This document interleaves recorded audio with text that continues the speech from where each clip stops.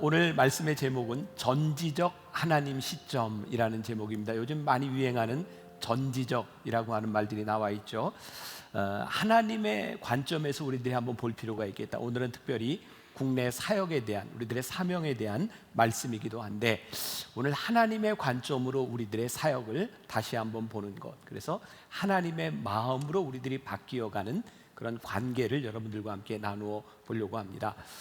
계속해서 여러분들에게 드리는 말씀입니다. 예배를 통해서도 그렇고 여러 가지를 통해서 우리들이 종교적 행동으로, 종교적 행위가 아니라 우리들이 어떻게 하나님과의 관계 속에서 예배할 수 있고 하나님과의 관계 속에서 우리들이 이렇게 사역을 할 수 있는가, 그런 고민들을 계속해서 나누고 있습니다. 우리가 성전 안에 모여 예배를 드리고 이 모여진 사람들이 무언가 여러 가지 일들을 합니다. 근데 우리들에게 그런 의문이 드는 거죠. 정말 이것들이 하나님의 마음에 합한 것인가? 하나님이 기뻐하시는 것인가? 두려운 겁니다. 우리가 하고 있는 이런 예배의 행위들, 우리들이 하고 있는 이 열심이 하나님의 마음과 같지 않다면, 하나님이 기뻐하시지 않는다면 우리들은 참 불행한 사람이 될 수도 있겠다는 거죠. 오늘 본문 말씀의 두 절을 여러분들이 보았는데, 오늘 말씀 가운데 제가 다루려고 하는 단어는 딱 한 가지입니다. 함께라는 말입니다. 이렇게 나오고 있죠. 예, 너는 항상 나와 함께 있으니 내 것이 다 내 것이로되. 예, 너는 항상 나와 함께 있으니. 아버지는 함께 있겠다고 이야기를 하는데 자식은 함께 있다고 하는 것을 느끼지 못했던 것 같아요. 누가복음 15장은 우리가 잘 아는 돌아온 탕자의 비유입니다. 이번 시리즈를 통해서 굉장히 많이 등장하는 이 본문의 말씀이기도 하죠. 작은 아들의 타락은 무엇일까요? 아버지와 함께하지 못하고 아버지를 떠나간 것이 타락이었습니다. 큰 아들의 문제는 무엇인가요? 아버지와 함께 그 집에 살았으나 아버지와 함께하지 못한 것, 그것이 그 아들의 문제입니다. 오늘 이 예배 가운데 우리들이 적용합니다. 우리들이 하나님 앞에 예배하고 있지만 우리들이 함께 있지 못한다고 한다면 이 예배와 사역은 우리들에게 또 하나의 종교적 의무일 수도 있다는 거예요. 제가 종교적 의무로 설교를 하고 있고 오늘 여러분들이 종교적 의무로 예배를 드리고 있다고 한다면 하나님께서 동일한 마음으로 안타까워하실 것 같아요. 이 작은 아들과 큰 아들의 문제는 뭐였냐면 하나님과 함께 있는 것에 대한 기쁨이 아니라 그들이 가지고 있었던 관심에 대한 문제였어요. 돈, 쾌락, 명예, 보상과 같은 거죠. 근데 아버지는 끊임없이 이야기합니다. 얘야, 나는 너희와 함께 하고 싶다. 근데 아들은 아버지와 다른 마음을 가지고 있는 거죠.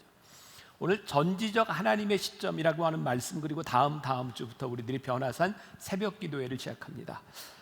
인생 역전이라고 하는 제목과 또 부제로 한다면 전지적 하나님 시점이라고 하는 부제도 가지고 있어요. 이번 변화산을 통해서 우리를 향한 하나님의 관점은 무엇인가를 보려고 하는 것이기도 합니다. 여러분들에게 그림을 하나 보여드리려고 합니다. 유명한 렘브란트의 탕자의 귀환이라고 하는 그런 그림이죠. 이 렘브란트는요, 키마로스크라고 하는, 이게 미술적인 용어로 키마로스크라고 하는 기법으로 그림을 그린 유명한 사람입니다. 렘브란트의 그림을 보면 대개 빛과 어둠을 가지고 이 그림을 표현하고 있습니다. 렘브란트의 유명한 작품이에요. 여러분, 누가 탕자인지 아시겠죠? 무릎 꿇고 있는 것이 탕자고요. 누가 아버지인지 아시겠죠?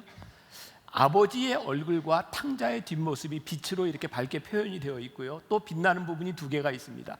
저쪽에 서 있는 남자와 저 뒤에서 보고 있는 한 사람의 얼굴이 보입니다. 빛이 있다고 하는 것은 렘브란트가 뭔가 강조하고 있다는 것인데요, 뒤에서 보고 있는 저 큰 아들은 전혀 기쁜 표정이 아닙니다. 아버지의 얼굴을 보면 이 헨리 나우에는 그의 책에서 그 아버지의 눈이 짓물렀다라고 표현을 하고 있는데, 아들을 기다리는 아버지의 마음을 보여주고 있고요. 저 그림에 보면 유심히 보세요. 아버지의 손이 다릅니다. 하나는 굉장히 부드럽게 되어 있고요, 한 손은 힘줄이 돋아있는 울퉁불퉁한 손입니다. 하나는 아버지의 마음으로, 하나는 어머니의 마음으로 아들을 안고 있는 모습입니다. 여러분, 돌아온 탕자의 머리를 보면 죄수처럼 빡빡 깎은 머리 빠진 모습이고요, 두 발을 보면 한 발은 찢어진 신발이 신겨져 있고 하나는 맨발로 다녔던 흔적, 상처들이 저기에 있습니다. 그 아버지는 그 아들을 감싸 안고 있습니다. 유명한 그림, 유명한 영화, 유명한 음악을 보면 저 그림을 그린 사람들의 의도들이 분명히 드러나 있습니다. 렘브란트는 저 탕자의 모습 속에서 자기의 모습을 보았습니다. 아들을 잃어버리고 말년에 비참해서 하나님 앞에 돌아온 자신의 모습을 보여주고 있는 거죠. 하나님 아버지와 그 아들을 안고 있는 그 모습, 하나님은 우리들의 끊임없는 관계를 원하신다.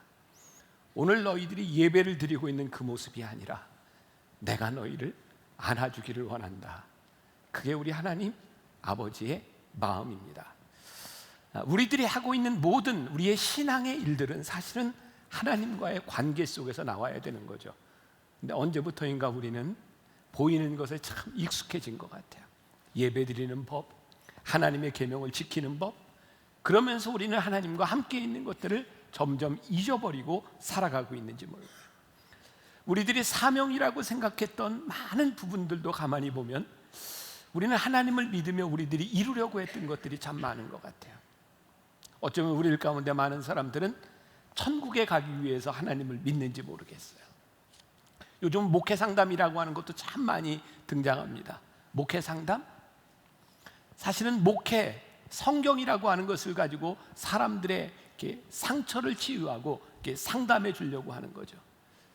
성경을 우리들이 유심히 보면 하나님은 우리로 하여금 한 번도 너희들이 천국에 가기 위하여 이렇게 예수를 믿어라 이런 말씀이 아니라 예수님은 이 땅 위에서 하나님 아버지를 우리들에게 끊임없이 설명하고 계시지 우리로 하여금 죽어서 천국에 가는 것이 목적이라고 말씀하지 않습니다. 하나님의 나라, 하나님 아버지를 아는 것이죠. 마가복음 12장 30절에 보면 내 마음을 다하고 목숨을 다하고 뜻을 다하고 힘을 다하여 주 너의 하나님을 사랑해라. 이것이 크고 첫째 되는 계명이다. 그러니까 성경에 우리들에게 본질적으로 이야기하고 있는 것은 하나님을 사랑하라는 거예요. 너희들의 천국을 사모해라. 너희들의 사명을 사모해라. 그렇게 이야기하고 있는 것이 아니라 하나님을 사랑해라 이렇게 말씀하고 있어요. 우리가 하나님과의 관계 속에 들어간다고 하는 것은요, 우리들 마음 가운데 하나님의 마음이 들어오는 거죠. 그러니까 우리가 하나님을 믿으면서 오늘 이렇게 글로컬 선교가 여러 가지 여러분들에게 사역을 소개하고 있는데 그 안에 하나님의 마음이 들어오지 않는 우리의 사역들은 우리들의 종교적 행위가 될 수 있어요. 예수님께서 이 땅 위에서 사람들에게 참 보여주고 싶으셨던 것은 뭐냐면 하나님의 모습이었던 것 같아요. 하나님이 누구입니까? 이렇게 묻는 물음에 대하여 예수님은 나를 본 자는 아버지를 보았다 이렇게 말씀하고 있거든요. 이 말은 또 이런 의미가 아닐까요? 누군가 세상 사람들이 우리들에게 하나님을 좀 보여다오 라고 이야기를 하면 얘야 나를 보면 하나님의 모습이 보이지 않니? 우리들에게 정말 고민되는 부분들 가운데 하나가 우리들을 통하여 하나님의 아버지의 모습이 보여주고 있는가? 우리의 사명을 통해서 하나님 아버지의 모습이 보여주고 있는가? 요즘 많이 쓰는 말 가운데 하나가 선교적인 삶, 또 제가 많이 이야기하는 것 중에 하나가 레디컬한 삶. 과연 선교적인 삶, 레디컬한 삶이라고 하는 것은 무엇일까? 말씀을 준비하면서 그런 고민을 하게 되었어요. 우리는 그동안 하나님을 믿는 것에 대해서 우리들의 혁신적인 변화, 우리들의 삶의 결단 이런 것들을 참 많이 이야기했는데 진짜 하나님을 믿는다고 하는 것은 그런 혁신적인 변화, 그거보다 더 소중한 게 있는 것 같더라고요. 고린도전서 7장 17절에 보니까 사도 바울이 크리스천들에 대하여 이렇게 얘기합니다. 각 사람을 부르신 그 자리에서 그대로 행하라. 그리스도인들에 대해서 한 이야기가 뭐냐면 하나님께서 너희를 부르신 그 자리에서 그리스도인으로 행하라. 우리들에게 사명이라고 하는 말이 굉장히 부담스럽습니다. 왜냐하면 사명이라고 이야기를 하면 우리들이 뭔가 결정을 내려야 될 것 같아요. 내가 직장을 그만두고 선교사로 나가든지 내가 새로운 어떤 하나님의 일을 하기 위해서 뭔가를 포기하든지, 분명히 포기와 결단이라고 하는 것이 우리들에게 중요한 것은 분명한데 우리들이 하나님의 마음으로 살아간다고 하는 것은 사실 그것보다 더 중요한 것, 우리들의 삶의 자리에서 우리들에게 주신 하나님의 마음이 무엇인가. 지금 여러분들의 가정, 우리들의 가정, 우리들의 삶에서 하나님이 나와 함께 거하시는 그것이 무엇인가, 그것을 생각하는 것이 사실은 가장 레디컬한 것이 아닐까. 전지적 하나님의 시점이라고 하는 것, 오늘 우리들의 마음을 좀 변화해 보자고 하는 것은 하나님과의 관계 속에서 우리들에게 일어날 수 있는 민감한 변화, 하나님이 나와 함께 하시기 때문에 그 마음으로 인하여 나에게서 일어날 수 있는 변화는 무엇인가. 우리들 기념일 많이 이렇게 지키잖아요. 예를 들어서 결혼 기념일, 그러니까 아내들이 원하는 것도 있고 남편들에게 있어서 그 기념일 한번 잘못 지나가면 평생 힘들잖아요. 그러니까 이제 기념일을 잘 준비해요. 내가 당신을 위해서 이런 기념일을 이렇게 준비했어. 그런데 기념일을 이렇게 준비하고 기념일을 받는 아내의 입장에서 남편이 참 많이 준비했는데 불편해. 만약에 불편한 마음을 느낀다면 그 이유는 무엇일까요? 기념일은 있는데 거기에 함께하지 않는 거죠. 우리는 하나님을 위하여 많은 것들을 준비할 수 있을 것 같아요. 우리는 사명이라고 하는 이름으로, 우리들에게 주어진 사명이라고 하는 이름으로 하나님, 제가 이렇게 준비했습니다. 그런데 하나님이 기쁘지 않으신 거죠. 불편해요. 너희가 나와 함께하지 않는구나. 로렌스 형제로 잘 알려진 니콜라스라고 하는 중세 수도원의 주방에서 평생을 보냈던 사람이 있습니다. 로렌스 형제, 이렇게 우리들이 알고 있습니다. 로렌스 형제가 평생을 청소하고 요리사로 지냈던 사람인데 그의 책에 보면 이런 말을 합니다. 사람들은 하나님의 사랑에 이를 수 있는 수단과 방법을 고민한다. 그리고 그 사랑을 늘 기억하기 위한 규칙을 배우고 도구를 만들어낸다. 내겐 정말 고달픈 세상처럼 보인다. 하지만 아주 간단할 수도 있다. 그냥 일상에서 모든 일을 할 때마다 하나님을 사랑하는 마음으로 하는 것이다. 쉽지 않은가? 로렌스 형제, 그는 수도원에서 평생 수도사들에게 밥을 지어주고 요리를 하고 청소를 했던 사람입니다. 그런데 우리는 그를 굉장히 훌륭한 영성가로 생각합니다. 우리들이 생각하는 위대한 일을 했던 사람이 아니라 그는 빨래하고 요리를 하며 하나님의 마음으로 섬겼던 사람이죠. 여러분, 데살로니가 5장 17절에 우리가 잘 아는 말씀입니다. 쉬지 말고 기도해라. 저를 비롯해서 여기 있는 여러분들에게 쉬지 말고 기도해라, 이게 엄청 부담스러운 얘기 아닙니까? 여러분, 쉬지 않고 기도할 수 있으세요? 만일 우리들이 쉬지 않고 기도해라 라고 하는 것이 우리들의 행위로 생각한다면 이 말씀은 전혀 불가능하고 이해가 되지 않는 부분입니다. 우리가 어떻게 쉼없이 기도할 수 있겠습니까? 우리가 어떻게 쉼없이 하나님께 계속 기도하고 또 쉼없이 하나님의 음성을 듣는 것이 기도라고 생각한다면 우리들이 어떻게 쉬지 않고 기도할 수 있겠습니까? 요한복음 14장 10절과 11절 말씀에 내가 너희에게 이르는 말은 스스로 하는 것이 아니라 아버지께서 내 안에 계셔서 그의 일을 하시는 것이라.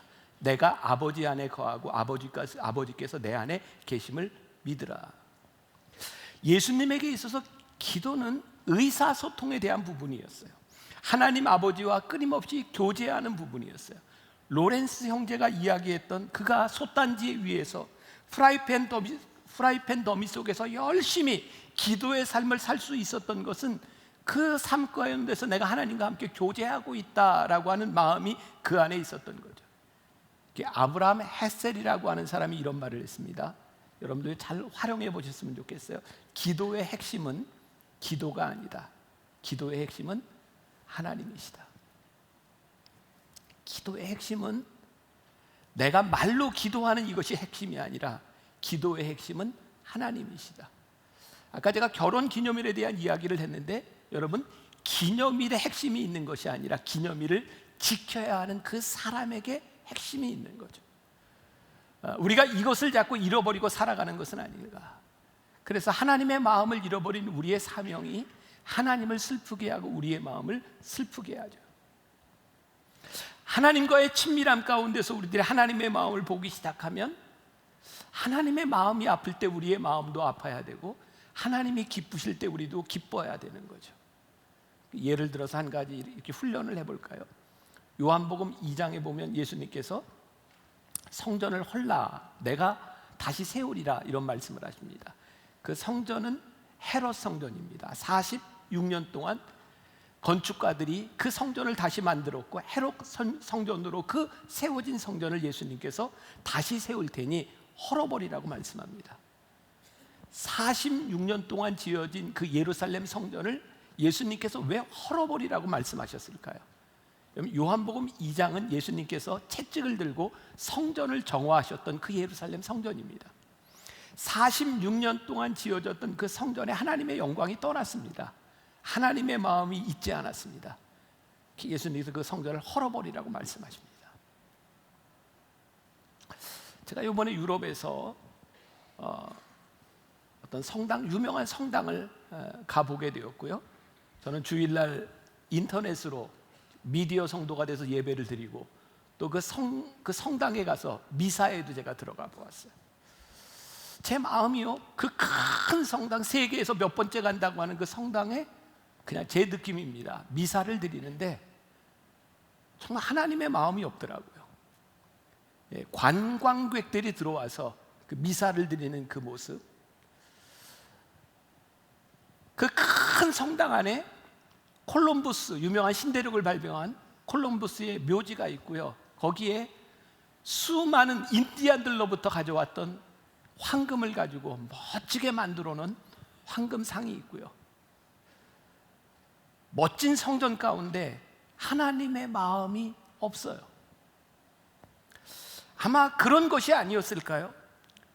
언제부터인가 우리들이 멋진 성전에서 우리들이 멋진 예배를 드리고 있을지 모르지만 하나님의 영광이 떠나가 버린, 크고 아름답게 만들어진 그 성전을 헐어버려라, 내가 다시 세우리라.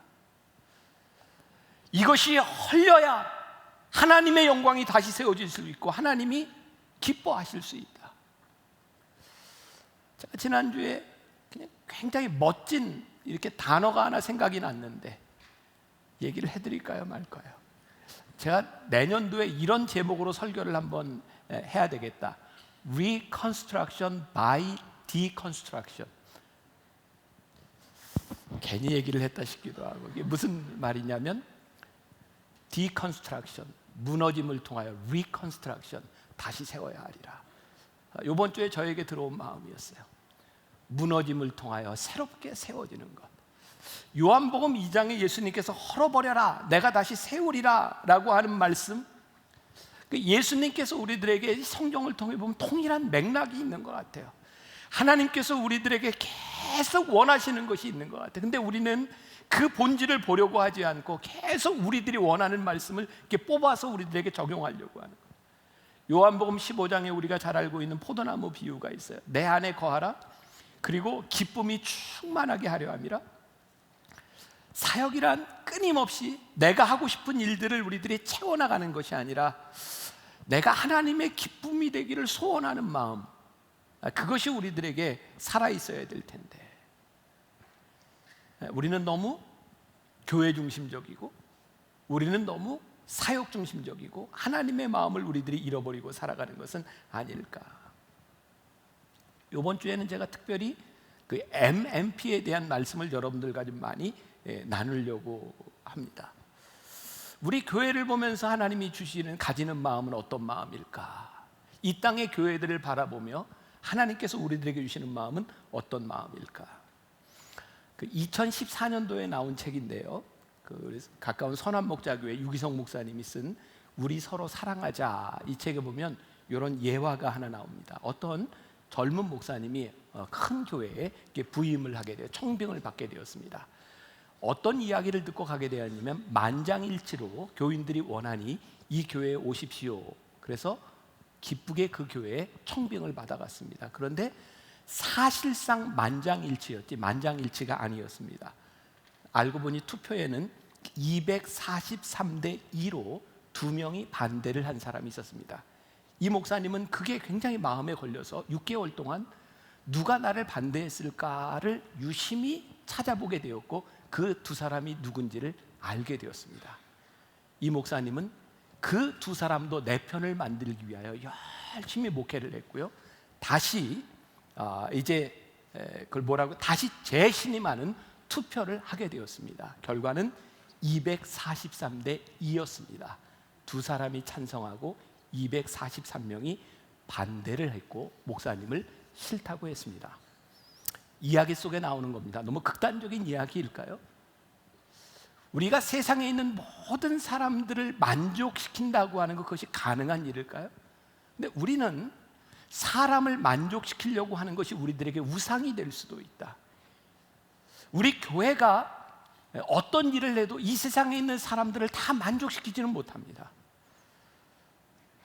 우리 교회가 무슨 일을 해도 모든 교회가 우리 교회를 좋아할 수는 없습니다. 만일 우리가 사람의 마음과 세상의 교회의 마음들을 맞춰가려고 한다면 우리는 또 수없이 많은 적들을 만들어갈지 모릅니다. 그래서 우리 사역과 우리 교회에 대하여 우리는 누군가를 만족시키는 것, 그래서 그렇게 힘쓰고 애쓰고 살아가는 교회가 아니라 전지적 하나님의 시점에서 하나님은 우리 교회에 대하여 어떤 모습을 원하시고 우리는 어떻게 하나님의 마음에 드는 교회가 될까를 우리가 고민하고 하나님과 함께 있지 않으면 이 교회는 어쩌면 어느 순간 버림을 받을지도 모른다는 생각이 들어요. 우리나라는 70년대, 80년대, 1970년대, 80년대 굉장히 많은 성장의 시대를 지나왔고요. 경제적 성장과 더불어서 우리는 교회의 부흥도 경험을 했습니다. 소위 정말 무섭게 이렇게 성장하던 시대에 이 교회들이 성장하면서 교회를 통해서 여러 가지 비즈니스가 만들어지기 시작했습니다. 우리 교회 역시 지금 쓰고 있는 이런 영상 그리고 음향, 우리 교회가 가지고 있는 이런 장비들은 우리나라 교회들이 가지고 있는 다른 교회들이 참 부러워할 만한 굉장히 좋은 것들을 가지고 있습니다. 예배에 이런 것들을 사용하고 우리들이 쓰는 것, 이것이 잘못된 것이 아니라 예배를 위하여 얼마든지 사용될 수 있습니다. 그리고 교회 리모델링이나 이런 영상이나 이런 모든 장비들, 이런 의자에 이르기까지 이것을 팔아서 장사하는 사람들이 많이 생겨났습니다. 사업적인 차원에서 얼마든지 그런 일이 일어날 수 있다고 생각합니다. 그러나 이 일을 통하여 단순히 돈을 버는 것이 아니라 누가 비즈니스를 하는 것뿐만 아니라 교회 안에서 어떤 일들이 일어나기 시작했냐면 많은 교회들이 건축을 할 때마다 이 안에서 리베이트라고 하는 것도 생겨나고 이 물건들을 사고 오고 가면서 금전적인 것들이 소위 말하는 떡고물들이 묻어나기 시작했습니다. 교회의 일을 통하여 정당한 것이 아니라 누군가 이득을 취하는 사람들이 생겨나기 시작했어요. 그래서 이런 생각을 하게 됩니다. 예수님께서 이 땅 위에 지금 우리 교회에 이렇게 화려한 예배를 드리고 있는 우리들을 바라보면서 이렇게 말씀하시지 않을까? 헐어버려라. 내가 다시 교회를 다시 세우리라. 하나님의 영광이 여기서 떠나가 버렸고 강도의 소굴이 되었다. 헐어버려라. 내가 다시 세우리라. 우리 하나님께서 다시 세우셔야 될 교회가 되어버리고 강도의 소굴이 되어버렸다고 한다면 우리들에게 얼마나 불행한 일이겠는가. 교회 안에 많은 것들이 돈으로 해결되는 일들, 언제부터인가 한국 교회 안에 부익부 빈익부 현상이 나타나기 시작해서 큰 교회와 작은 교회, 큰 교회는 이제 많아졌고 헌금도 많으니 어려운 교회를 도와야 된다. 어려운 교회들은 당연히 우리들은 도움을 받아야 된다. 그래서 큰 교회는 어려운 교회에 선교비를 보내면 우리들이 해야 될 일을 다 했다. 굉장히 빛을 벗어난 것 같은 느낌들을 받고 어려운 교회들은 당연히 우리들이 받아야 된다고 하는 것 때문에 금전적인 관계들이 되어버렸어요. 돕고 안 돕고 이것이 악이냐 선이냐에 대한 문제가 아니라 하나님의 마음이 없는 돈으로 해결하는 일들이 우리들 가운데 참 많이 일어나는 것들을 바라보면서 어쩌면 2000년대 예루살렘 성전을 바라보며 채찍을 드셨던 하나님께서 우리들을 향해 그런 채찍을 드실 수도 있겠다. 하나님의 영광이 떠나간 이 교회를 바라보며 하나님의 마음이 많이 아플 수 있겠다. 우리들 주변에 교회가 많이 세워지면 세워질수록 하나님의 영광이 점점 더 떠나가고 있다면, 우리가 뭔가 열심히 하고 있는데 하나님의 마음이 떠나가고 있다면 우리는 뭔가 잘못되어 가고 있는 것은 아닐까. 우리가 그리스도는 한 몸이다, 교회가 한 몸이다 라고 생각하는 것들, 우리들이 부인할 수 없는 것 중에 하나가, 여러분 제 만나교회, 저희 교회를 예를 들어 봐도 지난해 올해 수년 전부터 우리 교회에 들어오는 대부분의 교인들은 초신자들이 아닙니다. 어딘가에서 신앙생활을 하다가 많은 분들은 상처를 받고 들어오기도 했어요. 제 마음에 늘 그런 저에게 주신 사명이라고 생각하거든요. 저는 교회 때문에 상처받은 사람들이 하나님께 상처받지 않았으면 좋겠다. 저는 저희 만나교회가 참 좋은 교회 되고 싶어요. 그리고 저로 인하여 교인들이 상처받지 않았으면 좋겠고, 목사로 인하여, 교회로 인하여 하나님과 멀어지지 않았으면 좋겠어요. 그런 마음 가지고 목회하려고 노력해요. 그런데 여러분들이 어떻게든 여기에 모였던, 우리들을 이 자리에 모이게 했던 우리들의 신앙의 어머니, 우리들의 신앙의 모태가 되었던 교회, 그 교회가 어딘지 모르지만 그 교회들을 향한 하나님의 마음은 어떤 마음일까? 우리가 그냥 선교비 보내주고 그렇게 하는 것이 우리들에게 옳은 일일까? 목사인 저로서 굉장히 어려운 결단이었어요. 우리가 MMP 교회를 하고 우리 토요 예배 드리면서 in and out, 우리 모여서 예배 드리고 흩어집시다. 목사의 입장에서 이거 쉽지 않습니다. 저도 제가 설교하고 제가 예배 드리는 우리 교회 교인들이 차고 넘치면 저에게 얼마나 명예스러운 일이겠습니까? 근데 어느 날 하나님께서 저에게 주셨던 마음이야. 네 욕심만 버리면 할 일이 참 많다. 우리 교인들이 여기에서만 헌금하고 끝나는 것이 아니고, 여기서만 예배드리고 끝나는 것이 아니라 하나님의 마음이 기뻐하시는 곳에 이렇게 움직여질 수 있다면, 너부터 내 욕심을 내려놓으면 내가 할 일이 참 많다. 그래서 인 앤 아웃을 시작한 거예요.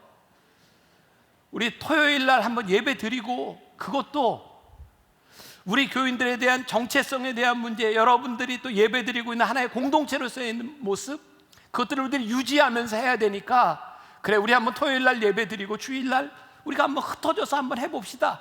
다른 교회 가서 우리들 섬겨주고. 여러분, 제가 진짜 제일 힘든 거 뭔지 아세요?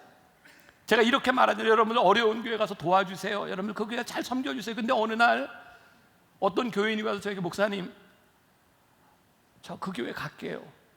가서 열심히 섬길게요. 그러면 굉장히 서운해요. 진짜 서운해요. 너는 안 갈 줄 알았어. 그래도 진짜 좋은 교인이 가서 섬긴다 그러면 저 참 많이 힘듭니다. 나의 힘든 것과 하나님의 마음이 기쁜 것 가운데 내가 이것만 내려놓을 수 있으면 하나님 기뻐하시는 일들이 우리 가운데서 일어날 수 있다. 여러분, 옛날 제 시대도 아니죠. 6.25 이후에 자녀 교육을 다 이렇게 시킬 수 없었던 시기에 대개 장남이나 장녀나, 아니 그 중에 딱 자식 중에 공부 잘하는 자식 하나 공부시켜서 뭐 하나 만들고 다른 형제자매들 다 이렇게 희생했던 적 있잖아요. 참 어려웠던 때 우리 식구 하나 잘된 것 때문에 가족을 책임지게 했던, 저희 그런 생각이 들더라고요. 여러분들 만나교회 지금 대한민국 교회 중에 몇 개 안 되는 교회 중에 하나입니다. 왜 하나님께서 만나교회를 세워주셨을까요? 하나님께서 왜 우리를 보내셔서 이곳에서 믿음의 공동체를 이루게 하셨을까요? 너 하나를 세움으로 인하여 내가 책임질 사람들이 참 많다. 우리들이 모든 것을 책임질 수 없지만 우리들에게 주어진 사명에 관한 한 우리는 그래도 책임적인 사람이 될 수 있다. 그래서 참 우리 힘들지만 한번 나가보자는 거예요. 그래서 제가 무책임하게 여러분들 아무데나 나가라 이런 것이 아니라, 지금 우리 거의 작업이 끝났어요. 리스트 작업이. 우리 주변에 있는 작은 교회들 여러분들이 가서 한번 예배 드려주고 같이 함께 해주고 하나님의 마음으로 좀 보듬어주고 할 수 있는 일들. 저는 제가 굉장히 세속적인 꿈인가요? 저 토요일 날 지금 주일 10시나 12시 예배만큼 이 자리에 사람들이 좀 모였으면 좋겠어요. 왜? 그 사람들이 토요일 날 예배 드리고 주일 날들은 이렇게 좀 갔으면 좋겠어요. 제가 그런 캠페인까지 하잖아요. 한 달에 한 번 주일 예배 안 나오기 운동. 제가 그냥 괜히 하는 말이 아니에요. 우리 교회와 우리의 사명에 대해서 하나님이 주시는 마음이 무엇일까? 두 아들의 문제가 무엇이었는가? 한 아들은요, 그가 하고 싶은 것을 하기 위해서 아버지를 떠나갔고요.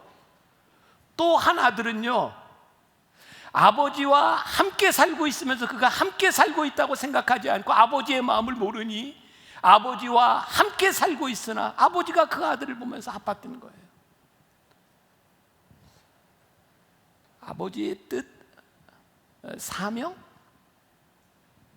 우리가 어떻게 아버지와 함께 하는가, 이것이 오늘 우리들에게 주시는 가장 큰 도전에 대한 부분이 아닐까.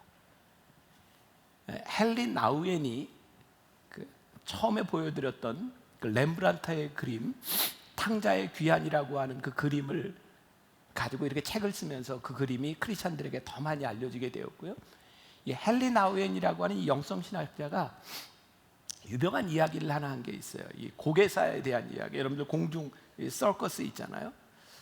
가장 화려한 게 뭐냐면 공중 제비를 도는 사람입니다.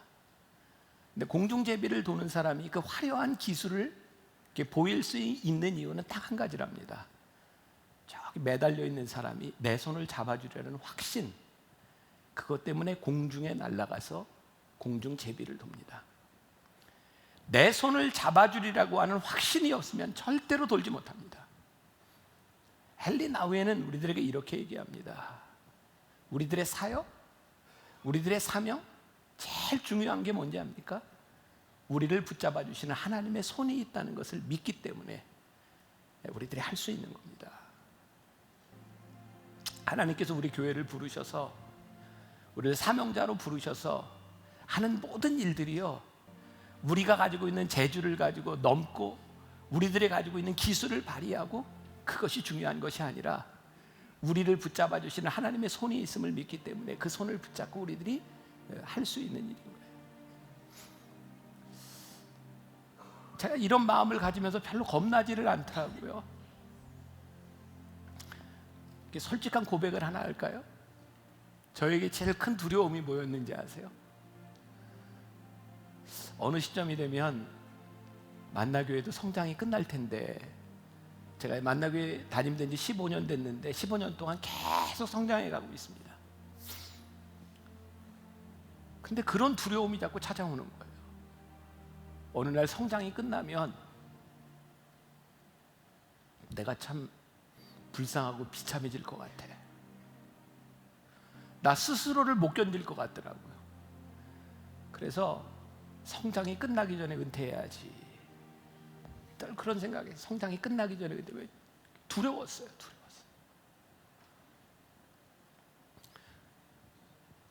근데 하나님께서 저에게 요 수년 동안 주셨던 생각이 뭐냐면, 성장보다 더 중요한 게 있더라고요. 하나님이 쓰시는 거예요. 그래서 우리 교회, 만나 교회를 하나님이 쓰실 수 있도록 이렇게 내어드려야 되겠다. 그리고 우리들이 줄어들고 우리들의 자원이 없어지는 것에 대해서 그렇게 두려워하지 말아야 되겠다. 왜? 하나님이 우리를 부르신 이유는 우리를 쓰시기 위해서니까. 이렇게 말을 하면서도 저 굉장히 힘들 거예요, 제가. 왜? 저도 지금까지 이렇게 성장하는 목회만 해왔으니까. 근데 실제 눈앞에서 뭐 주일 예배 드리는 성도들도 막 줄어들고 교회 1년 예산도 막 줄어들고, 제가 불성실하기 때문에 일어나는 일이라면 진짜 못 견딜 텐데, 하나님이 우리 교회를 쓰시기 때문에 일어나는 일이라면 기쁘고 괜찮을 수 있는 일이에요. 근데 저 혼자만 이런 생각을 가지는 것이 아니라 우리 성도들이 함께 체인지해야 돼. 우리의 마음을 바꾸고. 너무 여러분들 편안하게 편리하게 살 생각 안 했으면 좋겠어요.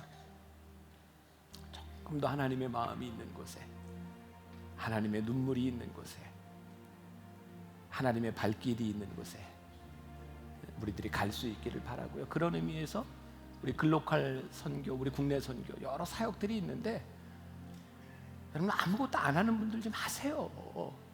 아버지의 마음이 있다고 생각하는 곳에 내 마음도 있게 해주세요.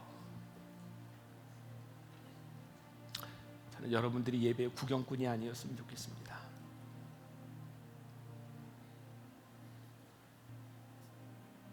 교회를 방문하는 사람들이 아니라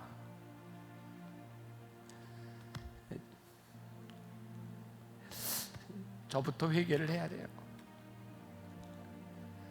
하나님 마음이 있는 곳에 우리의 마음이 있기를 함께 기도하고 아버지의 눈물이 있는 곳에 우리의 눈물이 있기를 함께 기도하고 나갔으면 좋겠습니다. 하나님 아버지의 마음을 함께 찬양합시다.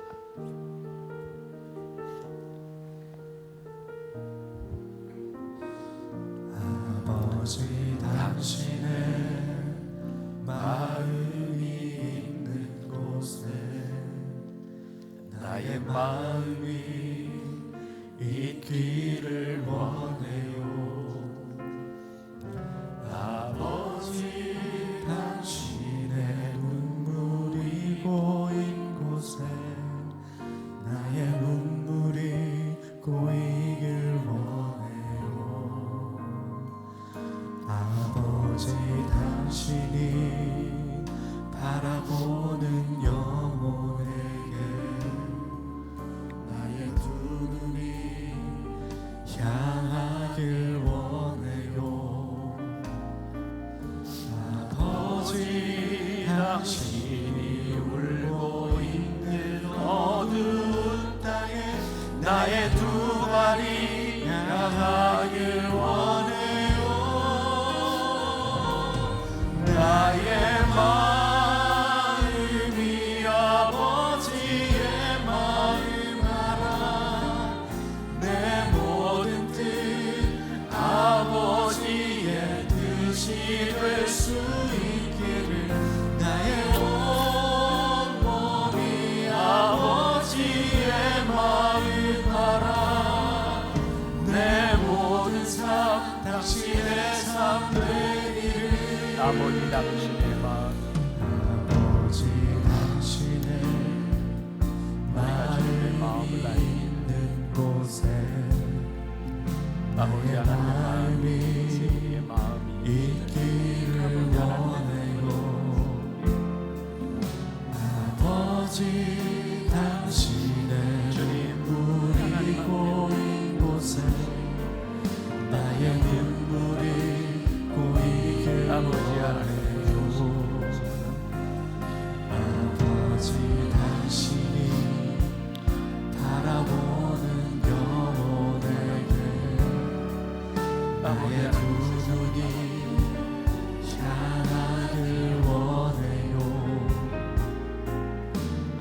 아버지 당신이 울고 있는 어두운 땅에 나의 두 발이 향하길 원해요. 나의 마음이 아버지의 마음 알아. 내 모든 뜻 아버지의 뜻이 될 수 있기를. 나의 온 몸이 아버지의 마음 알아. 내 모든 삶 당신의 삶 되기를.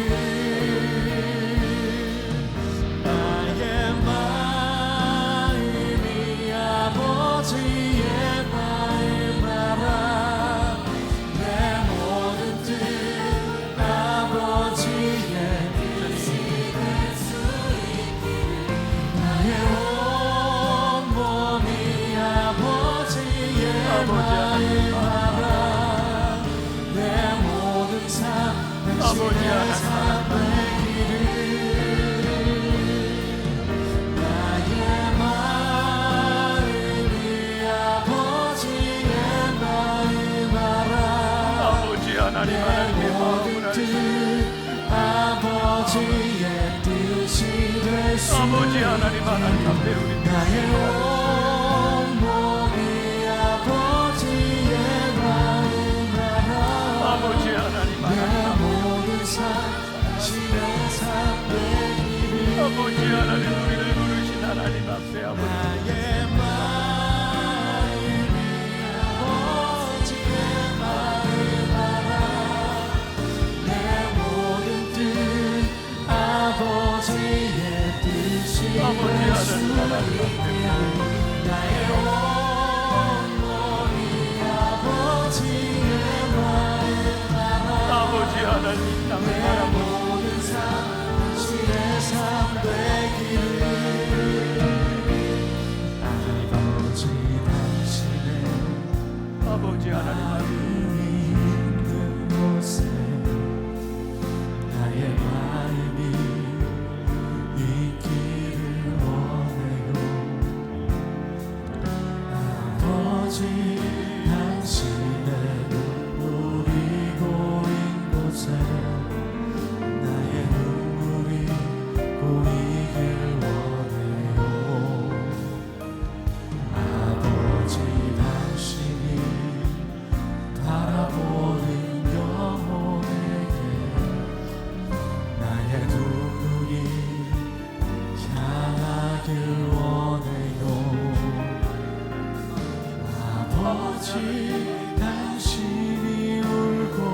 아버지 하나님의 마음이 어두운 땅에 나의 두 발이 아버지 하나님의 마음을 원해요. 나의 아버지 하나님의 마음이 아버지의 아버지 하나님의 마음 앞에 우리 드리시 내 모든 삶 아버지 하나님의 마음을 알아가시고 뜻이 될 수 있기를 나의 온몸이 아버지의 마음 알아 아버지 하나님의 마음 모든 삶 당신의 삶 아버지 하나님의 마음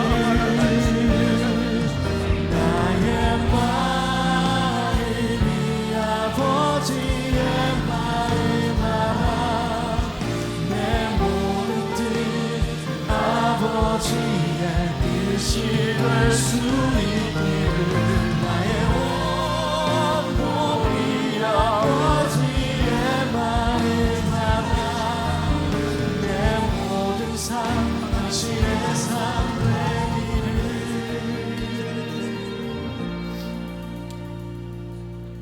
아버지의 마음이 우리와 함께 있기를 우리가 참 많은 예배를 드리고 참 많은 일들을 하는데 행여나 하나님의 마음을 떠나간 사람들은 아닌지